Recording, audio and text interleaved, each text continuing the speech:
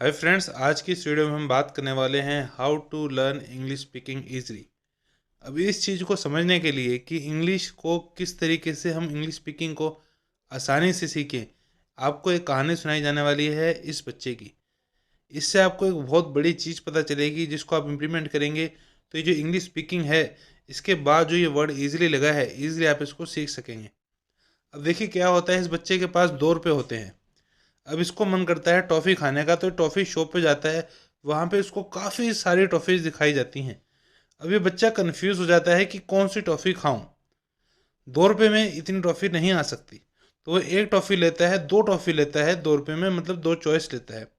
अब उसको मज़ा नहीं आता, उसके मन में रह जाता है कि यार मैंने काफ़ी सारी टॉफ़ीज़ खा सकता था, काफ़ी सारे टेस्ट थे, पर मेरे को दो ही टेस्ट मिले क्योंकि पैसे कम थे।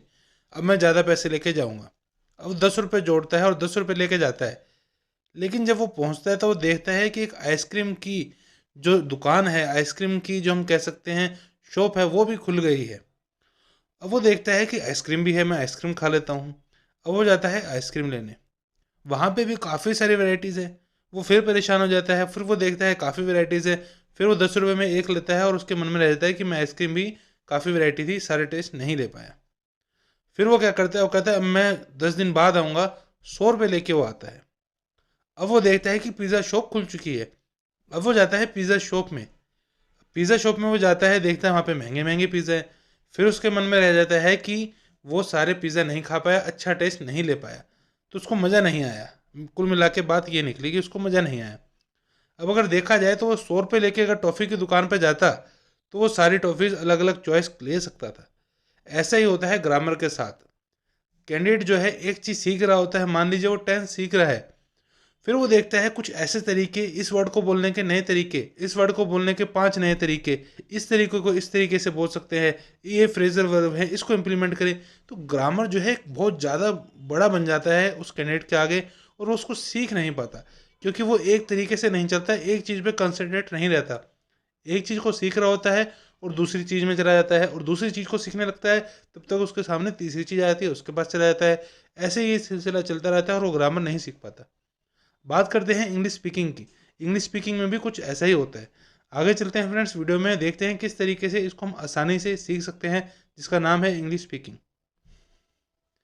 अब देखिए फ्रेंड्स, ये जो क्वेश्चन आपकी स्क्रीन पे है, ये है मोस्ट कॉमन क्वेश्चन कि क्या हमें ग्रामर पढ़नी चाहिए अगर हमें बात करनी है इंग्लिश स्पीकिंग की। यहाँ पे स्पीकिंग की बात की जा रही है।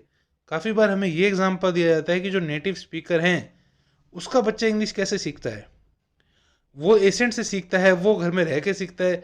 लेकिन मेरा क्वेश्चन ये है, क्या वो बच्चा स्कूल नहीं जाता? क्या हमें हिंदी में क ख ग नहीं सिखाया गया? क्या हमें जो हिंदी की ग्रामर है, जिसे व्याकरण कहा जाता है, वो नहीं सिखाई गई? सिखाई गई थी। लेकिन अब हमें वो ग्रामर इतनी याद नहीं है। क ख ग आप में से काफ़ी लोगों को याद नहीं होगा, लेकिन हमें पता है कि इसको क कहते हैं, इसको ख कहते हैं। ऐसे उस बच्चे को इंग्लिश की ग्रामर सिखाई गई है। अगर आप नोटिस करें कि अगर कोई इंग्लिश में बच्चा स्कूल नहीं गया है तो वो उतनी वोकेबलरी यूज़ नहीं करेगा, उतनी उसकी ग्रामर स्ट्रॉन्ग नहीं होगी, वो ग्रामेटिकल एरर करेगा। लेकिन वो बोलना उतना सीख जाता है जितना उसके पेरेंट बोलते हैं। तो ये बिल्कुल गलत है कि ग्रामर याद नहीं करनी। ग्रामर याद करनी है, लेकिन इसको ओवरडू नहीं करना, बहुत ज़्यादा ग्रामर पे फोकस नहीं करना। ग्रामर याद करें, इनिशियल लेवल पे स्पीकिंग करें, फिर ग्रामर पे ग्रिप को स्ट्रॉन्ग करें। इस तरीके से बिल्ड होता है ये। बात करेंगे इस वीडियो में किस तरीके से ये चीज़ आप कर सकते हैं। तो हमें पता चला फ्रेंड्स कि ग्रामर जो है याद करनी है, लेकिन इंसान जो है डिक्शनरी नहीं बन सकता। काफ़ी बार क्या होता है, एक पर्सन इंग्लिश बोल रहा है और दूसरा कहता है कि इस वर्ड का मतलब पता है, और वो नहीं बता पाता, तो उसको कहा जाता है कि इंग्लिश नहीं आती। लेकिन एक इंसान इंग्लिश की डिक्शनरी नहीं बन सकता। कोई भी पर्सन ऐसा नहीं है जिसको डिक्शनरी में जितने वर्ड है उस सब का मीनिंग पता हो। हिंदी में भी अगर ऐसे वर्ड हैं, बहुत सारे वर्ड हैं ऐसे कि जिसका मीनिंग हमें भी नहीं पता कि हिंदी में उसका मीनिंग क्या है, हालांकि हिंदी हमारी नेटिव लैंग्वेज है। बात करते हैं फ्रेंड्स इस वीडियो में आगे। अब देखिए, ये है द आर्ट। अब आर्ट क्या है, यहाँ पे जैसे दिखाया गया है कि डिफरेंट डिफरेंट रास्ते हैं, वैसे ही इंग्लिश में किसी भी लैंग्वेज में एक ही चीज़ को बोलने के डिफरेंट डिफरेंट तरीके हो सकते हैं। मान लीजिए ग्रामेटिकल एक कैंडिडेट स्ट्रॉन्ग नहीं है। देखिए for example, shall I make a cup of tea for you, ये भी करेक्ट है। Do you want a cup of tea. अब जो ये सेकंड वाला कैंडिडेट है, उसको शैल का यूज़ नहीं आता था, ग्रामेटिकल उसको नहीं आता था, लेकिन उसने बोल दिया do you want a cup of T, ये भी बिल्कुल करेक्ट है। वो अपना कन्वर्जेशन रख पा रहा है, कन्वर्जेशन एक कम्युनिकेट कर पा रहा है, तो वो सही है। सेकेंड एग्जाम्पल देखते हैं, please repeat your self. Second बोलता है पार्डन मी। पहले वाले को पार्डन मी नहीं आता था, पार्डन का मतलब नहीं पता था, लेकिन उसने भी कम्युनिकेट कर लिया, इंग्लिश में ही किया, प्लीज रिपीट योर सेल्फ। तो इस तरीके से डिफरेंट वेज होते हैं एक ही चीज़ को कहने के। तो आप देखें कि किस तरीके से आप अपनी बात रख सकते हैं। एडवांस लेवल की ग्रामर को सीखने की कोई अभी ज़रूरत नहीं है। देखिए, what are you up to, what are you doing. जो सेकंड कैंडिडेट है उसको what are you up to का मतलब नहीं पता था, लेकिन वो इंग्लिश में बात कर रहा है, वो बोल रहा है व्हाट आर यू डूइंग। दोनों ही ग्रामेटिकल भी करेक्ट है।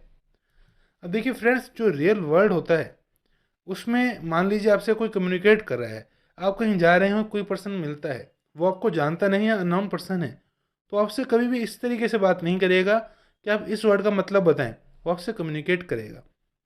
फॉर एग्जाम्पल, वो आपसे बात करेगा हेलो हाय, तो आपने इंग्लिश में रिप्लाई करना है। तो जितने वर्ड आपको पता है, जैसे एग्जाम्पल के तौर पे हमने बात करी थी what are you up to, अगर किसी कैंडिडेट को ये नहीं पता तो वो ये बोल सकता है व्हाट आर यू डूइंग। दोनों ही करेक्ट हैं। तो इस तरीके से एक ही चीज़ को बोलने के कई रास्ते हैं। आपने एक रास्ता सीखना है, ये नहीं करना कि उस चीज़ को बोलने के ही आपने 5-6 तरीके सीखने हैं, वो ज़रूरी नहीं है। आप स्टार्ट कर सकते हैं इस तरीके से। अब अगला है फ्रेंड्स स्टार्टअप। यहाँ पे है बात हो रही ग्रामर की। ग्रामर जो आपको स्टार्ट कर सकती है, स्टार्ट करना है ग्रामर से, लेकिन आपने किस तरह से इसको प्रोग्रेस करना है वो हम आपको बताएंगे। अभी आपने सिर्फ और सिर्फ यही ग्रामर सीखनी है और किसी चीज़ पे ध्यान नहीं देना। ये 3 सिचुएशन है, पास्ट मतलब जो बीत गया, प्रेजेंट जो भी चल रहा है, जो फ्यूचर जो भी आएगा। अब ये 3 कैटेगरी है, ही शी इट एंड सिंगुलर। अगर हम बात कर रहे हैं ही इज़, ही की, शी की, इट की एंड सिंगुलर, कोई एक पर्सन है, तो हमने क्या रूल लगाना है उस पर बात करेंगे। आई के केस में क्या रूल लगाना है, वी यू देन प्लूरल, मतलब प्लूरल मतलब एक से ज़्यादा। अभी आपकी स्क्रीन पर है, सबसे पहली कैटेगरी है फर्स्ट। देखिए यहाँ पे लिखा हुआ है first, he sheet and singular है और पास्ट टेंस है, मतलब आप बोलना चाह रहे हैं उसने ये किया था, ही वॉज डूइंग दैट, वो ये कर रहा था, ही वॉज डूइंग दैट। ही के साथ वॉज आएगा, शी के साथ भी वॉज आएगा, इट के और सिंगुलर के साथ वॉज आएगा। प्रेजेंट की बात कर रहा है कोई, अभी वो ये कर रहा है, ही इज डूइंग। अब यहाँ पे टेंस नहीं देख रहे आप, ही इज डूइंग कंटिन्यूस है, उस पर बात नहीं कर रहे। फ्यूचर में इन सभी के साथ विल आएगा, he will, she will, it will and singular के साथ भी विल ही आएगा। बात करते हैं आई के केस में, पास्ट में बात कर रहे हैं। मान लीजिए आप क्रिकेट खेल रहे थे, आई वॉज प्लेइंग क्रिकेट। आप खेल रहे हैं, आई एम प्लेइंग क्रिकेट। आप खेलेंगे, आई विल प्ले क्रिकेट। यहाँ पर टेंस ना देखे, ये देखे कि आई के साथ ये लगता है। बस यहीं तक बात लिमिटेड है अभी। अब देखते हैं बाकी वी यू देन प्लूरल के केस में, पास्ट में were, we were playing cricket, present में वी आर प्लेइंग क्रिकेट, और जो फ्यूचर है वी विल प्ले क्रिकेट। अब देखिए शैल का यूज़ भी आप कर सकते हैं, लेकिन अभी आपने करना नहीं है। ये हमने सिर्फ इसलिए बताया है कि आई के साथ फ्यूचर में शैल भी लग सकता है और वी के साथ भी फ्यूचर में शैल लग सकता है, ताकि कहीं यूज़ हो तो आपको पता हो। अब बात करते हैं कि आपने स्पीकिंग को डेवलप किस तरीके से करना है। सबसे पहले बात है friends, don't make communication barrier. अब मान लीजिए कोई टिपिकल हम वर्ड यूज़ करते हैं, जो काफ़ी आपने मेहनत करके टिपिकल अपने माइंड में सेट कर लिया, वर्ड टिपिकल वर्ड है, और सामने वाले को अगर वो वर्ड पता नहीं है तो आपसे ज़्यादा बात नहीं करेगा। वो सोचेगा आपसे लिमिटेड बात की जाए और वो वहाँ से चला जाएगा। तो इसे कहते हैं कम्युनिकेशन बैरियर। आपने ऐसी इंग्लिश बोलनी है जो सामने वाले को समझने में आसान हो, इसे कहते हैं गुड कम्युनिकेशन स्किल, जो सामने वाला आसानी से समझे। ऐसा आपने कभी नहीं करना कि आपने एडवांस ग्रामर की 1-2 चीज़ें याद कर ली और उसको जगह जगह बोल रहे हैं दिखाने के लिए कि आपकी इंग्लिश कितनी एडवांस है। इससे कम्युनिकेशन बैरियर क्रिएट होता है, ऐसा नहीं करना। अब देखिए फ्रेंड्स, डोंट डू इट। काफ़ी बार कैंडिडेट हमें मेल करते हैं, ये कहा जाता है कि सर स्पीकिंग के लिए हमें मूवीज़ देखनी है क्या, सॉन्ग सुनने हैं क्या। ऐसा नहीं करना, क्योंकि मूवीज़ और सॉन्ग्स में जो एसेंट होता है वो बिल्कुल डिफरेंट होता है। अगर आप देखना चाहते हैं तो आप कुछ ऐसे स्पीकर को देखिए जिनका एसेंट आपके वाला ही है, जो इंडियन स्पीकर है लेकिन वो बात इंग्लिश में करे, उनको आप देख सकते हैं। और हम भी फ्रेंड्स इंग्लिश में वीडियोस लाएंगे, आप उनको भी देख सकते हैं। बात करते हैं फ्रेंड्स वीडियो में आगे। अब देखिए friends, pick up the sense and don't try to learn everything. आपको हर चीज़ याद नहीं करनी है। वोकेबलरी की बात करें तो शुरू में उसको बिल्कुल याद नहीं करना। आप सोचें कि आपने जो वर्ड पढ़ा है आपने उसको याद करना ही नहीं, आप उसको याद करना चाहते ही नहीं, कहीं आपने लिखना नहीं है। इससे क्या होता है, अगर आप कॉन्शियसली किसी चीज़ को याद करना चाह रहे हैं तो आपको याद नहीं होगी और आप स्ट्रेस में आते जाएंगे। आपने सिर्फ उसको पढ़ना है, याद नहीं रहता तो आप उसको याद ना करें। आपने ये सोचना है बल्कि कि मुझे याद नहीं करना, तो आप देखेंगे कि आपको ज़्यादा वर्ड याद हो रहे हैं। हाँ, अगर कोई बहुत ही कॉमन वर्ड है तो आप उसको गूगल पे सर्च कर सकते हैं, जो आप डे टू डे लाइफ में काफ़ी यूज़ करें और उसका मीनिंग आपको नहीं पता तो आप उसको गूगल पे सर्च जरूर कर सकते हैं। बात करते हैं फ्रेंड्स वीडियो में आगे। अब देखिए फ्रेंड्स, अगला पॉइंट है read and speak, that's all you need to do. अब आपने करना क्या है, अभी हमने बातें करी कि ये चीज़ें नहीं करनी, करना क्या है। रीड करना है 15 मिनट रोज, हफ्ते में 7 दिन।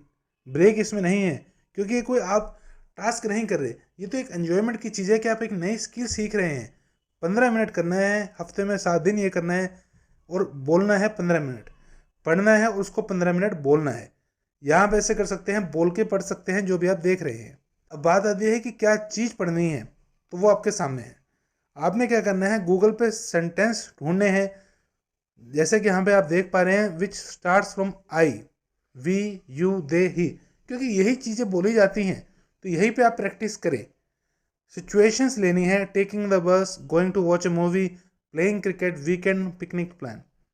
अब सिचुएशन में एक खास बात क्या है, किसी भी पर्सन की जो डे टू डे सिचुएशंस होती हैं वो लगभग ऑलमोस्ट सेम ही होती है। सिचुएशन में ज़्यादा चेंज नहीं आता। तो जो जो सिचुएशन आपकी लाइफ में आती जाए आप उसको गूगल पे सर्च करें और गूगल पे सर्च करें और उस पर 15 मिनट बोलें, पढ़ें और 15 मिनट बोलें।